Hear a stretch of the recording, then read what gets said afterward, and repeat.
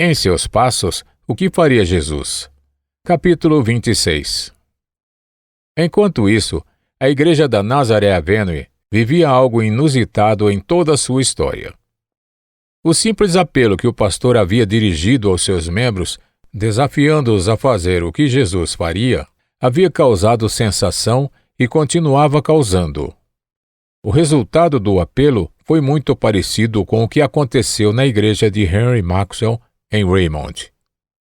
A única diferença era que a igreja de Chicago era mais elitizada, rica e tradicional. Mas, numa manhã de domingo, no início do verão, o Dr. Bruce subiu ao púlpito e anunciou sua renúncia do cargo de pastor da igreja. A notícia se espalhou como fogo em palha em toda a cidade, apesar de ele haver consultado a liderança da igreja, de modo que o que pretendia fazer não foi motivo de surpresa para eles. Mas quando se tornou pública a notícia de que o bispo Edward também tinha renunciado e anunciado sua aposentadoria depois de tanto tempo no cargo para ir morar no meio da pior região de Chicago, a perplexidade do público atingiu seu nível mais alto. Mas por quê? Respondeu o bispo a um grande amigo que, em meio a lágrimas, havia tentado fazê-lo desistir de seu propósito. Porque aquilo que o Dr. Bruce e eu nos propusemos a fazer é encarado como algo tão espantoso como se fosse inédito o fato de um doutor em teologia e um bispo quererem salvar almas perdidas dessa maneira em particular. Se renunciássemos ao cargo com o propósito de ir para a Índia, para a China ou para algum lugar na África, as igrejas haveriam de enaltecer o heroísmo dos missionários. Que há de mais em querermos dedicar nossa vida para ajudar a resgatar os incrédulos e perdidos de nossa própria cidade? Será que é um acontecimento tão maravilhoso que dois pastores estejam não apenas desejosos, mas ansiosos por viver próximos da miséria do mundo, de forma que possam conhecê-la e vivenciá-la? Seria uma coisa tão rara esperar que o amor pelos homens e mulheres perdidos venha se expressar na salvação das almas? O bispo estava convencido de que não havia nada de tão espetacular no que estava acontecendo, mas o público continuava a falar e as igrejas mantinham-se perplexas pelo fato de dois homens como aqueles, tão proeminentes no ministério, quererem sair de uma casa confortável, renunciar de livre e espontânea vontade a uma posição de destaque na sociedade e ingressar numa vida de dificuldades, renúncia e sofrimento verdadeiro. Um país cristão. Que forma de discipulado é esta que gera perplexidade, como se sofrer por Jesus fosse algo totalmente incomum na vida de pessoas que seguem seus passos? A igreja da Nazaré Avenue despediu-se de seu pastor com tristeza, pelo menos para a maior parte dos membros, embora essa tristeza tenha se transformado em sentimento de alívio para os que haviam se negado a assumir o compromisso. O Dr. Bruce levou consigo o respeito e a admiração de homens que, envolvidos no mundo dos negócios de tal forma que a obediência ao compromisso os teria arruinado, mesmo assim continuavam no íntimo de seu ser a valorizar a coragem e a coerência. Haviam conhecido o Dr. Bruce durante muitos anos como uma pessoa bondosa, conservadora e tranquila, mas a ideia de agora vê-lo sob a perspectiva de um sacrifício dessa natureza não lhes era familiar. Assim que entenderam o que acontecia, deram ao pastor o crédito de ser totalmente fiel às suas recentes convicções sobre o que significava seguir Jesus. A igreja da Nazaré Avenue nunca mais perdeu o impulso dado pelo Dr. Bruce ao movimento. Os que o acompanharam no cumprimento da promessa haviam soprado sobre a igreja o verdadeiro fôlego da vida de Deus e ainda hoje dão continuidade a essa obra com dedicação total da vida. Novamente era outono, e a cidade preparava-se para outro inverno rigoroso. Numa das tardes, o bispo saiu da comunidade para fazer uma visita a um de seus novos amigos do bairro. Havia andado cerca de 4 quarteirões quando chamou-lhe a atenção uma loja que parecia diferente das outras. O bairro ainda era desconhecido e todos os dias ele descobria um lugar novo ou inesperadamente ficava de frente para alguma necessidade humana. O lugar que chamou sua atenção era uma casa pequena do lado de uma lavanderia administrada por chineses. A loja tinha 2 vitrines muito limpas, o que, para início de conversa, era bem raro naquele lugar. As vitrines exibiam algumas iguarias tentadoras e havia etiqueta com preços em vários produtos, coisa que deixou o bispo curioso, pois àquela altura estava familiarizado com muitos elementos da vida do povo que antes lhe era desconhecido. Enquanto olhava a vitrine, a porta da loja se abriu e Felícia Sterling surgiu diante de seus olhos. "Felícia!" exclamou o bispo. "Quando foi que você mudou para minha paróquia sem que eu ficasse sabendo?" "Como o senhor me encontrou tão depressa?" indagou Felícia. "Você não sabe? Estas são as únicas vitrines limpas em todo o quarteirão." "Acho que são mesmo", respondeu Felícia, dando em seguida uma gargalhada que o bispo gostou de ouvir. "Mas como você se atreveu a vir para Chicago sem me dizer nada e como se mudou para a minha diocese sem meu conhecimento?" perguntava o bispo em tom de brincadeira. E Felícia trazia em si as marcas daquele mundo bonito, limpo, instruído e requintado que ele conhecera. Tanto que o bispo não poderia ser condenado por enxergar na moça um pouco daquele antigo paraíso. Mas, justiça seja feita, ele não tinha a menor vontade de voltar para lá. "Muito bem, meu caro bispo", disse Felícia, como costumava tratá-lo. "Eu sabia que o senhor estava sobrecarregado de trabalho e não quis incomodá-lo com meus planos. Além disso, vou lhe oferecer meus serviços. A bem da verdade, eu estava saindo para ir encontrá-lo e pedir seus conselhos. No momento, moro aqui com a senhorita Bascom, que nos aluga 3 cômodos, e com uma das alunas de Rachel que está estudando violino sob o patrocínio de Virginia Page. Essa moça veio do povo", continuou Felícia, usando a expressão "do povo" de modo tão sério e natural que fez o bispo sorrir. "Eu tomo conta da casa para a senhora Bascom e, ao mesmo tempo, estou iniciando um projeto de nutrição alimentar para o povo.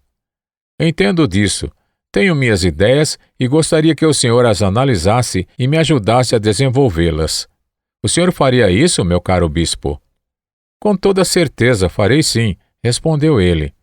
A vitalidade, o entusiasmo e os objetivos de Felícia quase o deixaram confuso. "Marta pode ajudar na comunidade com o violino e eu com meus pratos. É isso. Achei que primeiro devia me instalar, pensar em alguma coisa e só depois aparecer com algo concreto para oferecer-lhe. Já posso me sustentar sozinha agora." "Pode?" respondeu o bispo com ar de incredulidade. "De que jeito? Fazendo essas coisas?" "Essas coisas?" respondeu Felícia com indignação. "Meu caro bispo, quero que o senhor saiba que essas coisas são os pratos mais bem preparados e naturais de toda a cidade." "Não estou duvidando disso", apressou-se o bispo a responder.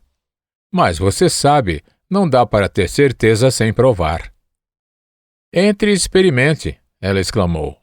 "Pobre bispo, parece que faz 1 mês que o senhor não come bem." Felícia insistiu para que ele entrasse na pequena sala da frente, onde Marta, moça perspicaz, de cabelos curtos e encaracolados, com uma atmosfera de música à sua volta, encontrava-se ocupada estudando. "Vá em frente, Marta. Este é o bispo. Você já me ouviu falar dele." E emendou, olhando para o bispo. "Sente-se que o senhor vai comer das delícias de uma boa mesa. Acho mesmo que o senhor anda sem se alimentar direito." Então improvisaram o almoço e o bispo, que a bem da verdade não tinha tempo para fazer suas refeições com prazer, comeu sob a alegria de sua descoberta inesperada e pôde expressar sua admiração e gratidão diante da qualidade dos pratos que lhe foram oferecidos. Achei que o senhor iria pelo menos dizer que está tudo tão gostoso quanto os grandes banquetes do auditório, disse Felícia com todo jeito. E está mesmo. Os banquetes no auditório não chegavam nem aos pés disso aqui, Felícia. Você tem de ir até a comunidade. Quero que veja o que estamos fazendo. Estou simplesmente pasmo de encontrá-la aqui ganhando o seu sustento desse jeito. Estou começando a entender seus planos. Você pode ser de enorme ajuda para nós. Você não está falando sério quando diz que vai morar aqui e ajudar essas pessoas a entender o valor da boa alimentação, está? Para dizer a verdade, estou. Respondeu ela com muita seriedade. Esta é a minha missão. Por acaso não devo cumpri-la? Sim, você tem razão. Graças a Deus por uma cabeça como a sua. Quando me retirei do mundo, e o bispo sorriu ao usar essa expressão, as pessoas não falavam em outra coisa a não ser na nova mulher. Se você é uma delas, eu me converto aqui e agora. Bajulação! Será que nem na periferia pobre de Chicago consigo escapar disso? Disse Felícia rindo de novo. O coração do bispo, pesado que estava, depois de tantos meses em contato com o pecado e a miséria daquele lugar, alegrou-se ao ouvir essas palavras. Eram consoladoras, vinham de Deus. Felícia queria visitar a comunidade e o acompanhou de volta. E ficou impressionada ao observar o que era possível fazer com uma quantia razoável de dinheiro e um pouco de inteligência a serviço do reino. Enquanto caminhavam pelo prédio, falavam sem parar. Ela era a encarnação do entusiasmo e ele ficava encantado ao ver toda aquela vitalidade. Então desceram ao porão e o bispo abriu uma porta detrás da qual se ouvia o barulho de uma plana de carpinteiro. Era uma pequena carpintaria, mas bem aparelhada. Um jovem vestindo macacão e com um boné de papel na cabeça assobiava enquanto operava a plana. Ele levantou a cabeça para olhar os dois que entravam e tirou o boné. Senhorita Sterling, apresento-lhe o Sr. Stephen Clyde, disse o bispo. Clyde nos ajuda aqui 2 vezes por semana. Naquele momento, o bispo foi chamado no andar de cima e pediu licença para ausentar-se por um instante, deixando Felícia junto com o jovem carpinteiro. Nós já nos conhecemos, disse Felícia, olhando com franqueza para Clyde. Sim, quando estávamos no mundo, como o bispo costuma dizer, respondeu o rapaz, enquanto os dedos apoiados sobre a tábua que estava planando tremiam um pouco. Sim, disse Felícia, hesitando um pouco. É um prazer revê-lo. Sério mesmo? Disse o jovem, com o rosto corado de satisfação. Desde aquela época você tem enfrentado muitos dissabores, disse ele, mas logo pensou que podia tê-la magoado ou despertado lembranças dolorosas. Mas ela havia superado tudo aquilo. Sim, e você também. Como é que você veio parar aqui? É uma longa história, senhorita Sterling. Meu pai perdeu tudo o que tinha, e eu fui obrigado a trabalhar. Foi uma coisa muito boa para mim. O bispo costuma dizer que devo ser grato por isso. E sou. Estou muito feliz agora. Aprendi este ofício esperando que algum dia me seja útil. Durante as noites, trabalho na recepção de um hotel. Naquela manhã de domingo, quando você assumiu o compromisso na igreja da Nazaré Avenue, eu também fiz o mesmo junto com outras pessoas. Você também? Perguntou Felícia. Fico feliz por isso. Na mesma hora o bispo chegou de volta e logo os dois saíram, deixando o jovem carpinteiro trabalhar. Alguém observou que depois daquilo ele passou a assobiar mais do que nunca enquanto operava a plana. Felícia, disse o bispo, você já conhecia Stephen Clyde? Sim, quando eu estava no mundo, meu caro bispo. Era uma das pessoas com quem eu tinha amizade na igreja da Nazaré Avenue. Ah, sim, disse o bispo. Éramos bons amigos, emendou Felícia. Só bons amigos? O bispo arriscou-se perguntar. Felícia ficou um pouco sem jeito por um instante, mas olhou nos olhos do bispo e respondeu, com toda sinceridade: só bons amigos, nada mais que isso. Seria muito natural se esses dois viessem a gostar um do outro, pensou o bispo consigo mesmo, e esse pensamento lhe despertou alguma melancolia. Era quase como o velho romance com Camila. Mas aquilo passou, e, quando Felícia foi embora mais tarde, deixou-o com lágrimas nos olhos e com a esperança de que ela e Stephen viessem a se apaixonar um pelo outro. Afinal de contas, disse ele com a sensibilidade e a bondade que lhe eram características, os romances não fazem parte da vida humana? O amor é mais velho que eu e mais sábio também. Na semana seguinte, o bispo teve uma experiência que pertence a esta parte da história da comunidade. Certa noite, já bem tarde, ele estava retornando para a comunidade, andando pela rua, com as mãos para trás, quando dois homens pularam à sua frente, saindo de trás de uma cerca velha de uma fábrica abandonada, e o encararam. Um deles apontou o revólver para o seu rosto, e o outro o ameaçava com uma madeira pontiaguda, evidentemente arrancada da cerca. «Põe as mãos para cima, sem demora», disse o homem que portava o revólver. O lugar era deserto, e o bispo não ofereceu resistência. Fez o que lhe disseram, e o homem com um pedaço de pau começou a revistar-lhe os bolsos. O bispo estava calmo e não tremeu. Enquanto estava ali, com as mãos levantadas, um observador desavisado poderia muito bem pensar que ele estava orando pelos dois homens. E estava. Sua oração foi respondida naquela mesma noite e de uma forma bem singular.